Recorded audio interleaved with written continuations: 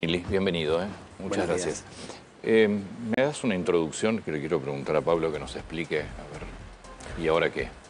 Introducción respecto al tema Corte Suprema. Bueno, básicamente, recordemos, ayer se vota en el Congreso de la Nación rechazo a los pliegos de Ariel Lijo y Manuel García Mancilla como candidatos. Un rechazo que tuvo, te diría, en el poroteo mucha adhesión. En general, obviamente, en el caso de García Mancilla, total de Unión por la Patria.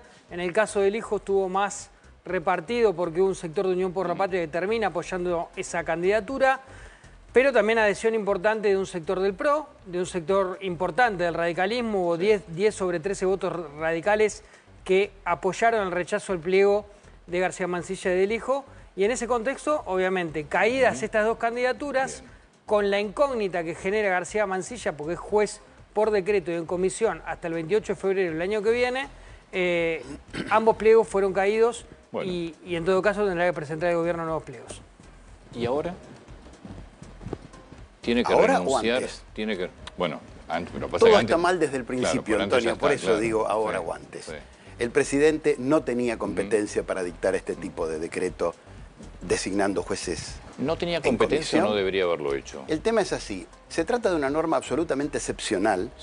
Todas las normas de la Constitución, de la parte del poder, tienen que ser interpretadas restrictivamente. Es decir, en caso de duda, hay que estar a que no tiene esa competencia.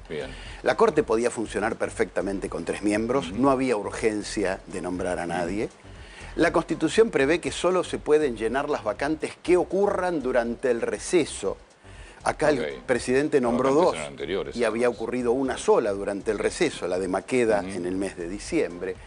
Pero además, el mecanismo utilizado fue absolutamente inconstitucional. Los pliegos de estos 2 colegas ya estaban siendo tratados por el Senado. No había que nombrarlos en comisión. Había que esperar los tiempos del Senado. Y si el Senado no les prestaba acuerdo, eso es la competencia del Senado. El Senado puede aprobar o no aprobar. El argumento de que como el Senado no trabajaba, yo me veo obligado a nombrarlos en comisión es un disparate jurídico. Hubo decenas de candidatos a juez de la Corte o candidatos a procurador general en los últimos años que no tenían los 2/3 y los presidentes retiraron los pliegos. Hablo de Reposo, Rafecas, Carles, Rafecas, yo no sé si Weinberg de Roca. Rafecas se retiró. Termina el año legislativo y queda ahí. Pero esto de presionar al Senado, nombrando en comisión a las mismas personas que ya se estaban analizando sus pliegos, me parece un atropello del presidente al Senado. Eso pasó. Perfecto. ¿Qué pasa ahora? Se nombró por decreto. Uno de los candidatos acepta, previamente haber dicho unos meses atrás que de ninguna manera iba a aceptar por decreto, termina aceptando. Y Lijo no acepta simplemente porque no le autorizan la licencia. Exacto. Porque Lijo no quería renunciar al juzgado federal. Ayer le rechazaron oficialmente los pliegos en el Senado a los 2 candidatos. Bueno, en el caso del doctor Lijo no pasa nada. En el caso del doctor García Mancilla, lo que voy a decir lo lamento porque tengo aprecio personal por él, se tiene que ir hoy mismo. Es decir, la doctrina, acá no hay mitad de biblioteca, acá hay 98% de la biblioteca de un lado y 2% del otro. El 98% de la biblioteca dice que cuando un funcionario en comisión recibe un rechazo de su pliego en el Senado, cesa ipso facto e ipso iure en el cargo. Se tiene que ir automáticamente. Sí, así no lo dijera yo, por una cuestión de dignidad tenés que irte. Y eso es lo que va a plantear seguramente en un encuentro entre los 4, que no sé de qué carácter va a ser, pero el resto de los jueces de la Corte deberían plantear eso también. A ver, si nosotros toleramos esto, todos los años va a haber un presidente que en el mes de febrero nombre 1, 2 o 3 jueces de la Corte y esa persona se queda hasta el 30 de noviembre. Es un disparate. ¿No es cierto? No, por eso veámoslo por la inversa. ¿Qué pasa si no se va? Tenés que renunciar de vuelta, hasta por dignidad tenés que renunciar. Te acaban de rechazar el pliego, ya está. Ahora, yo creo particularmente se va a ir, no sé si tiene espacio, más allá del fallo de juez Ramos Padilla, ¿no? Sí, Ramos Padilla básicamente lo que falla es sobre la cautelar, sobre el reclamo que había en torno a la decisión de nombrarlo. Pero los propios jueces de la Corte le tenían que decir que sí. Los propios jueces de la Corte. Sí, al doctor Ramos Padilla lo que le tocó fue analizar la constitucionalidad o no del decreto. y dijo que el decreto de nombramiento era inconstitucional y que por lo tanto no puede ejercer el cargo. Preventivamente y por 3 meses decidió eso. Los propios Se jueces dice en los medios, yo escuché ayer que el doctor García Mansilla estaría preparando una consulta hacia los demás jueces de la Corte. La Corte no evacúa consultas. La Corte lo viene diciendo desde 1865 para acá, que no está para evaluar consultas. La Corte falla en casos me parece contenciosos. Interesante lo que acabas de decir. Si esto no tiene un cierre ahora, es cierto, vos todos los febreros, o sea, llamás a extraordinarias y en comisión nombrás los miembros que quieras de la Corte, que lo vas a tener un año. Esta norma que permitía al presidente nombrar en comisión tenía sentido cuando el Congreso estaba en receso 5 meses. Antes de la reforma del 94, las sesiones empezaban el 1 de mayo y terminaban en septiembre. Ahora empiezan en marzo y terminan en noviembre. Más las de prórroga, más las extraordinarias. El receso del Congreso es prácticamente 15 días. Y acá hay otro tema que vicia al decreto. Así fuera un mes. Así fuera un mes. Claro. Pero la norma era teniendo en vista aquel escenario. Fíjense otro tema que vicia también la validez del decreto de nombramiento. Se aprovechó 7 días que el Senado estuvo en receso, desde el 21 de febrero hasta el 1 de marzo, y justo ahí metieron el decreto diciendo, como el Senado está en receso, bueno. Ahora, Pablo, pero explícame algo. A ver, me queda recontraclaro tu posición, y es más que lógica. Ahora, ¿por qué un gobierno entonces nombra, salí de Milei, pues lo hizo Kirchner también, no, Kirchner no lo hizo. No, Macri. Macri, que pues igual retiró. A los 3 días derogó el decreto, sí. Por el escándalo que se armó, ¿no? ¿Por qué hay un debate sobre la legalidad o no, entonces, de esto?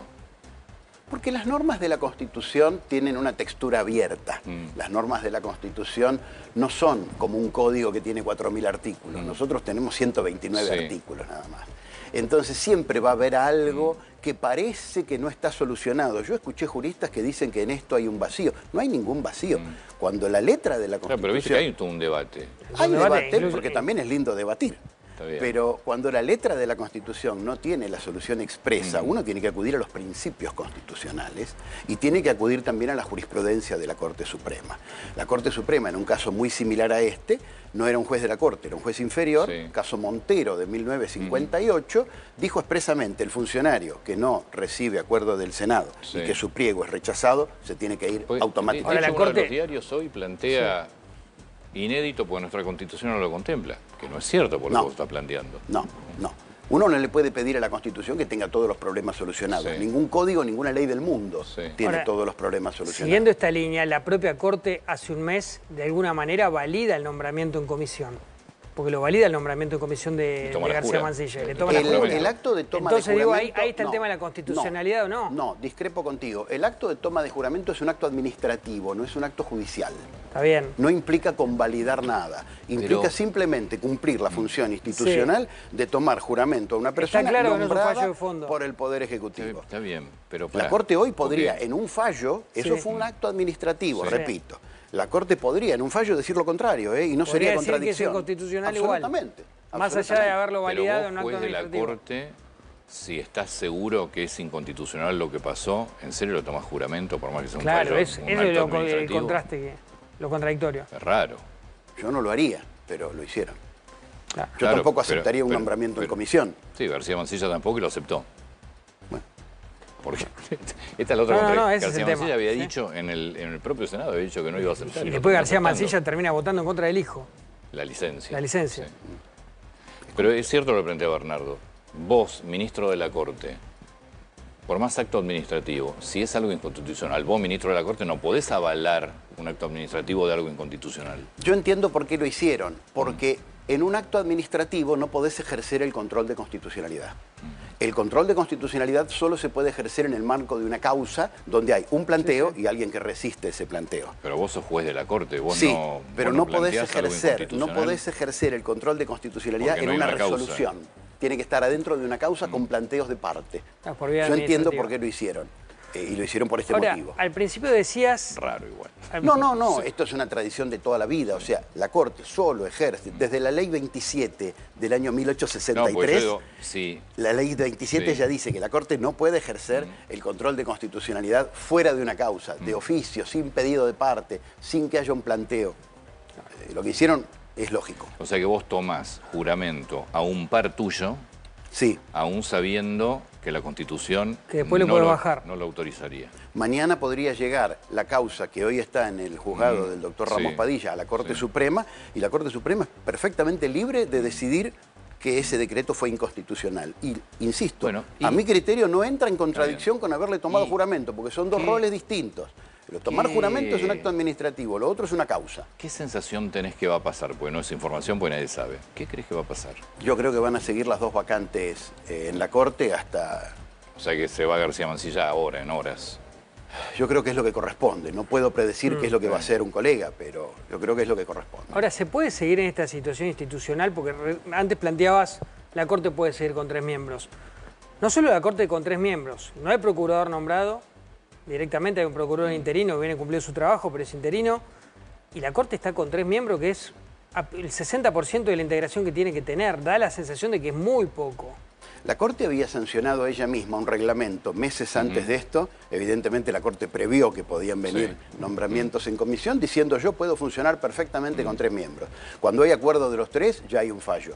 Si hay alguno que está en disidencia, nombran con juez. O sea, la Corte dijo que podía... Ahora está lejos de ser lo ideal, estamos de acuerdo. Está lejos de ser ideal, pero puede funcionar perfectamente. Ahora yo te cambio la pregunta. Tenemos el 33% de la justicia nacional y federal vacante. ¿Cuál era la urgencia de cubrir estos 2 cargos de la Corte en un tribunal que dijo que podía funcionar? Cuando hay juzgados que a veces son cubiertos por jueces que están a kilómetros de distancia, no todo pasa en la capital. Sí, claramente. Es un buen punto. Hay juzgados federales que el juez que los subroga tiene que viajar kilómetros para ir a firmar. Es muy común. Disparate. ¿Y por qué eso no lo llenaron? Bueno, ese es un punto. Es obvio que la justicia funciona mal y no podría nunca funcionar bien con un tercio vacante. ¿Por qué no se cubren?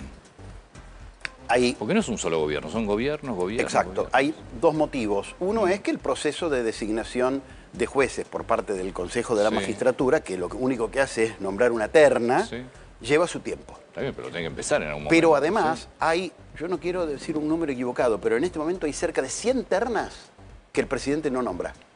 O sea, todo el concurso hecho, todos los antecedentes estudiados, los exámenes rendidos, la terna a disposición del presidente y no los nombra. Y hay otros tantos cargos que están en proceso de concurso.